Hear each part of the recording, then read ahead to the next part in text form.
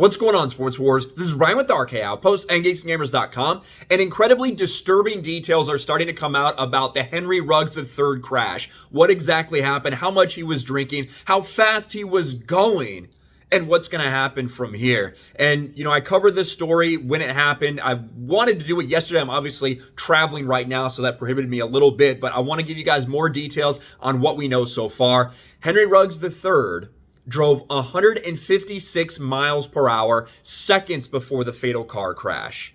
So he was going over 150 miles an hour in Las Vegas when this happened. As it turns out, looks like he may have been high. He was definitely drunk. And when he actually hit this car, he was traveling more like around 125, 127 miles an hour.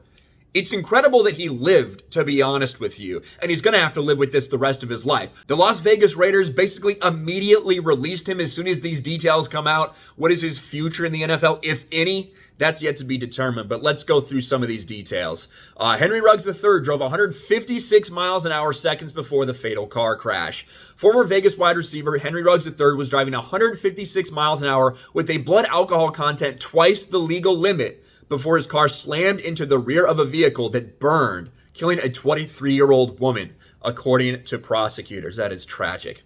Ruggs, 22 years old, remained seated in a wheelchair with a foam brace on his neck and jail guards at his elbows during his initial court appearance Wednesday on pending felony charges of driving under the influence, resulting in death and reckless driving.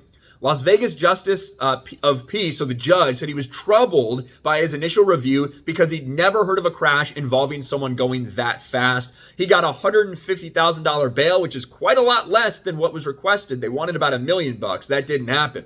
According to police, Tina O. Tintor was the name of the Vegas woman who died with her dog in the wrecked and burned Toyota RAV4. Records show the crash. She lived several blocks from where the crash occurred on a busy thoroughfare in a residential area several miles west of the Vegas Strip.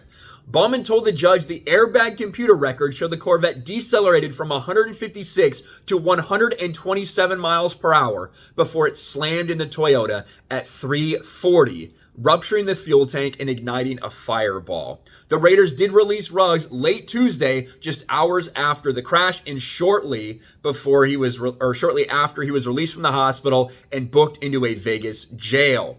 Ruggs' girlfriend was also injured. She somehow survived this, which is crazy. The fact that going 127 miles an hour into a car like that and both of them walk away relatively fine, foam brace around the neck, an arm injury, but that's absolutely insane.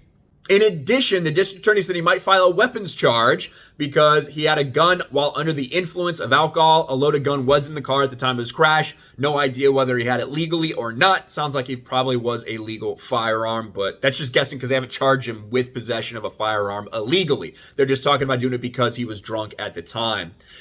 His blood alcohol content was 0.161, so twice the legal limit, and that's just when they actually were able to take the blood sample. So not a good thing for Henry Ruggs. Obviously, his entire life is derailed from this. He took the life of someone else after his reckless and stupidity, these ridiculous decisions. There were pictures of him, videos of him partying at Top Golf, hanging out before this. A guy who is not hurting for money, does not need to drive home, could afford an Uber, could afford to call a private car, whatever, but decided to get behind the wheel, and it took someone's life. And he's going to pay a hefty price for that. At least hopefully he will, because he deserves to.